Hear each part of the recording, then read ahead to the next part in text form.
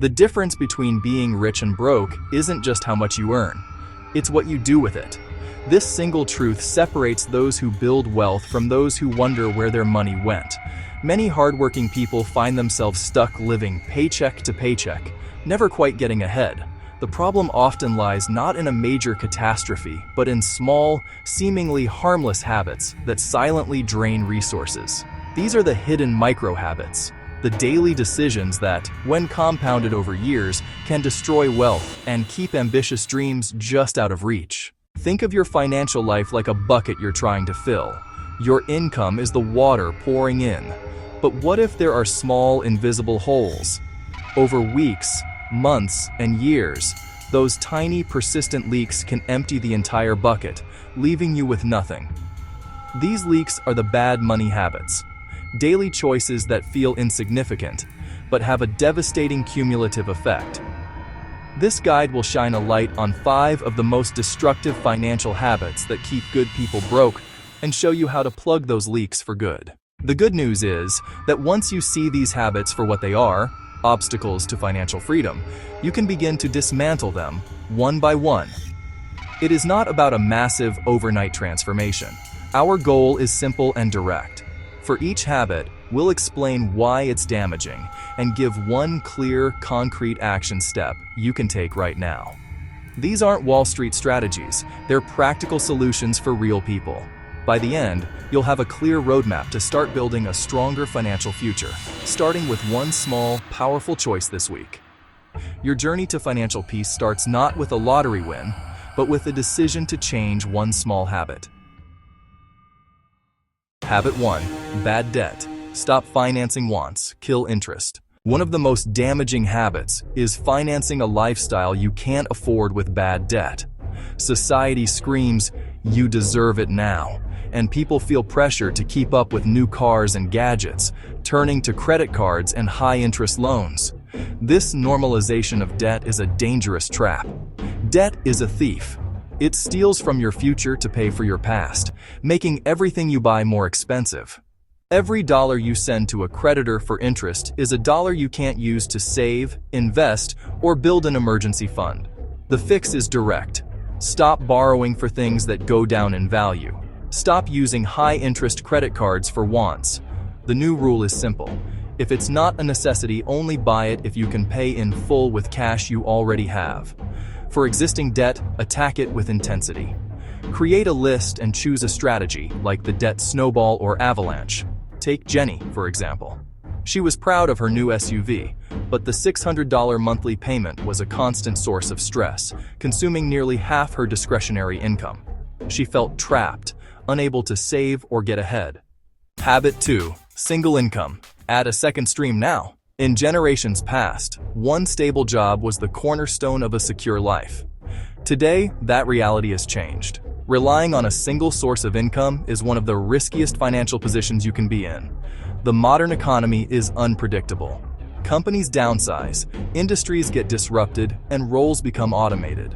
When your entire financial world is built on one paycheck, losing that job can trigger a devastating crisis. A single income stream isn't a safety net. It's a tightrope walk without one. You might feel forced to stay in a job you dislike because the fear of losing that one and only paycheck is too great. This lack of options keeps people stuck. The immediate action step is to start building a second, even if small, stream of income.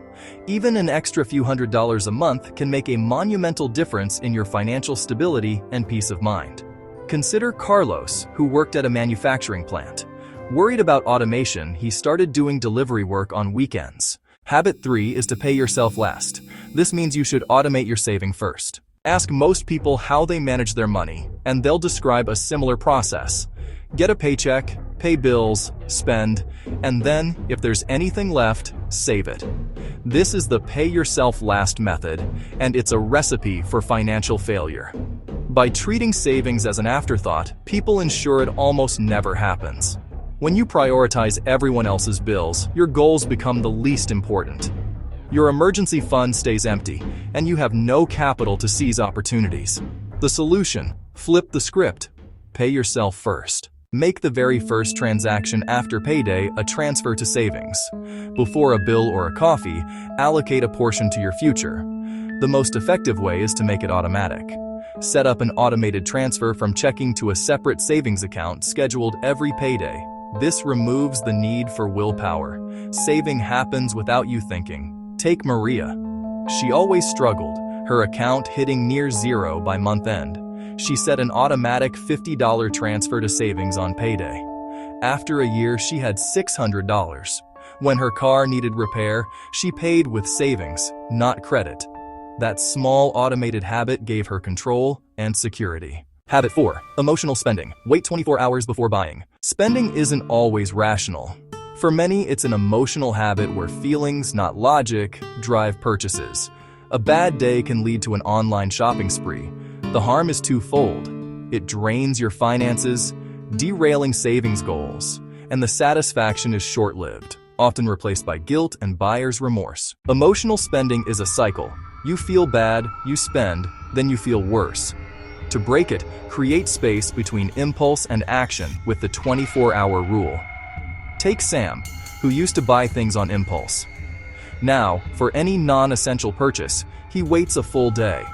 This lets the emotional rush subside, giving his rational brain a chance to take over. He decided to try the 24-hour rule. Next time he wanted a gadget, he added it to his cart, then closed the browser. The next day, he reviewed his budget and realized the gadget would derail his savings goal. He decided against it. Instead, he went for a walk, a free activity that gave more lasting relief. When faced with financial struggles, it's easy to look outward and blame external factors: the economy, high taxes, inflation, or your boss.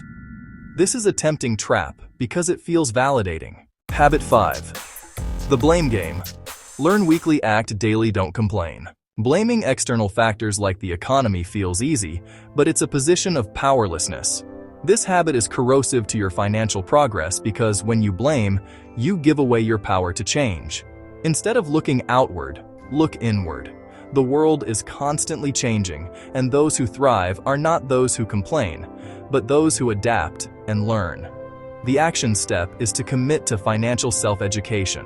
Redirect your energy from complaining to learning. Your goal: learn one new money concept each week. Building financial knowledge doesn't have to be overwhelming. Read one short article or watch a 10-minute educational video. The key is building a consistent habit. This focus on learning shifts your mindset from victim to student, empowering you to find solutions.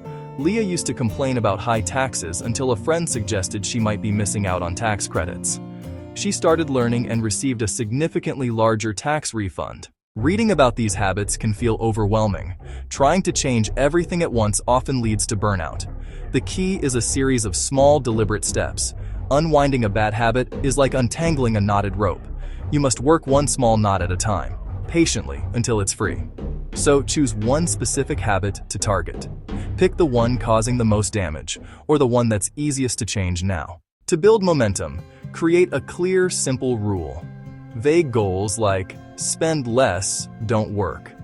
A good rule is specific and binary. You either followed it or you didn't. For example, I will not buy any non-food item over $50 without waiting 24 hours. This simple rule removes ambiguity. Finally, reinforce the change by tracking your progress. Every day you follow the rule is a win. These small victories build confidence and prove you're making progress. Theory is one thing, but action creates change. To help you move from reading to doing, here is a simple 7-day plan. This isn't a plan to fix your entire financial life in 1 week. It's a structured exercise to prove you can change one habit, build momentum, and create a foundation for lasting change.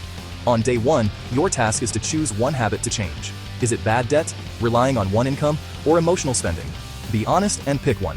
Write it down and post it where you'll see it every day. This is your first commitment. On day 2, create a simple, measurable rule for your habit. For example, I will pack my lunch every day.